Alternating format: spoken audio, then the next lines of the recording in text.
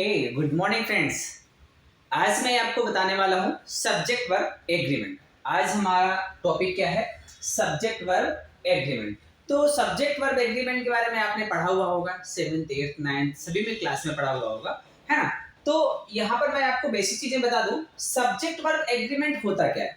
Subject का verb के साथ में क्या होता है? सब्जेक्ट का वर्ब के साथ में जो एग्रीमेंट होता है, सब्जेक्ट का वर्ब के साथ में जो एग्रीमेंट होता है उसको बोलते हैं सब्जेक्ट वर्ब एग्रीमेंट में। अब इसमें होता क्या है? देखिए, इसमें रहता है, इसमें ये पैक्ट ये समझौता रहता है भाई सब्जेक्ट का वर्ब के साथ में कि सब्जेक्ट क्या बोलता है, मेरे अकॉर्डिंग ही यूज होना है। क्या बोलता है सब्जेक्ट वर्ब से? भाई तुम्हें मेरे अकॉर्डिंग ही यूज होना है, मैं तुम्हारे अकॉर्डिंग यूज नहीं हुआ। याद रखिएगा, अगर कोई सेंटेंस दिया होता है, मान लीजिए सपोज कीजिए यहाँ पे सेंटेंस दिया है, ठीक है, यहाँ पे सेंटेंस लिखा हुआ है, डैश करके मैंने लिख दिया। अब ये सेंटेंस दिया, यहाँ पे पीछे लिखा है रीड, है ना, ये लिखा हुआ है। तो आपको ये हमेशा याद रखना है कि सब्जेक्ट के अकॉर्डिंग वर्ब करना है। अगर आपको एरर करेक्शन करने के लिए दिया जाए, मान लीजिए ये सेंटेंस यहाँ पे मैं ऐसे लिख दूं, रीड लिख दूं यहाँ पे, ठीक है, रीड लिख दूं आपको यहाँ पे, तो आप बहुत सारे लोग आप क्या करते हो, आपने क्या किया, ये यहाँ से इसी को चेंज कर दिया, ये लो सब्जेक्ट ही चेंज कर दिया। नहीं, ऐसा नहीं करना, याद रखिएगा। सब्जेक्ट के अकॉर्डिंग वर्ब को चेंज करना है, वर्ब के अकॉर्डिंग सब्जेक्ट को नहीं करना है, सब्जेक्ट के अकॉर्डिंग वर्ब को करना है। तो यहाँ पे आपका सब्जेक्ट जो था ही रहेगा, बस यहाँ पे रीड्स आ जाएगा, है। सब्जेक्ट के अकॉर्डिंग, आपको सब्जेक्ट के अकॉर्डिंग वर्ब को चेंज करना होता है, उसको बोलते हैं सब्जेक्ट वर्ब एग्रीमेंट। अब देखिए, एक जो रूल मैं आपके लिए लेके आया हूँ, क्या, मोर का, बहुत इंपॉर्टेंट रूल है आपके लिए, मोर देन वन। याद रखिएगा कि मोर देन वन जो है आपका, मोर देन वन है, अगर ये लिखा होगा मोर देन वन तो उसके बाद हमेशा सिंगुलर सब्जेक्ट आएगा।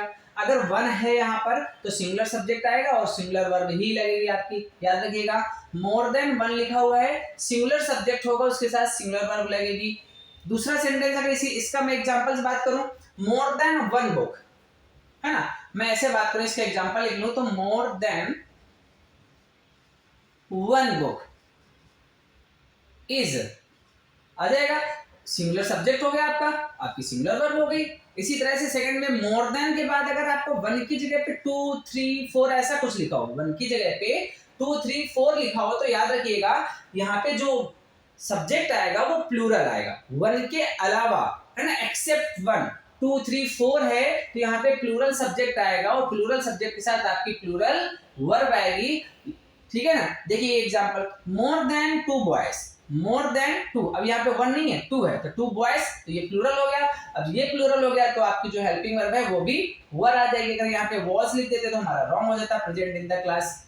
नेक्स्ट इंपॉर्टेंट जो है आपके लिए वो ये है, क्या, ये आपके लिए इंपॉर्टेंट है कि मोर देन, अब यहाँ पे मोर के बाद अगर सब्जेक्ट आया, मोर के बाद देन नहीं आया, क्या आया है, मोर के बाद यहाँ पे सब्जेक्ट आ गया डायरेक्टली, और कैसा सब्जेक्ट आया है, प्लूरल सब्जेक्ट आया। तो ये आप हमेशा याद रखिएगा, क्योंकि मोर के बाद हमेशा प्लूरल सब्जेक्ट ही आएगा, सिंगुलर नहीं आएगा। तो याद रखिएगा, मोर प्लूरल सब्जेक्ट हो गया, फिर देन वन। अब यहाँ पर देन वन लिखा है, इससे कोई फर्क नहीं, ये प्लूरल सब्जेक्ट है तो यहाँ पे प्लूरल वर्ब भी लगेगी, आपकी प्लूरल हेल्पिंग वर्ब या प्लूरल वर्ब ही आएगी। याद रखिएगा, क्यों। अब आपको सिंपल सा लॉजिक कैसे याद रखना, मोर, मोर क्या होता है, मोर मीन्स बहुत ज्यादा होता है, अब बहुत ज्यादा है तो प्लूरल हो जाएगा, एक तो है नहीं। तो याद रखिएगा, जब मोर के बाद अगर कोई भी सब्जेक्ट होगा तो वो सब्जेक्ट प्लूरल ही होगा, सिंगुलर नहीं होगा। यहाँ पे आपको एरर पूछ लेते हैं, जैसे मोर पेन्स लिखा है तो पेन की जगह मैं अगर पेन लिख देता तो हमारा ये क्या हो जाता, ये हमारा रॉन्ग हो जाता, इसलिए मोर के बाद हमेशा पेन्स ही आएगा। फिर इसके बाद देन 1 हो 2 हो 3 कुछ भी हो, मोर के बाद पेन्स प्लूरल ही रहेगा, यहाँ पे हमेशा प्लूरल सब्जेक्ट रहेगा, प्लूरल सब्जेक्ट रहेगा। फिर उसके बाद देन 1, इसके बाद हमारी हेल्पिंग वर्ब भी प्लूरल ही आएगी। याद रखिएगा ये, ठीक है। तो ये एक इंपॉर्टेंट रूल है कि मोर के बाद अगर आपका सब्जेक्ट है तो वो प्लूरल ही होगा, फिर उसके बाद देन 1 है, उसके बाद हमेशा प्लूरल सब्जेक्ट लेगा। तो ये बहुत इंपॉर्टेंट रूल था आपके लिए। Thanks for watching.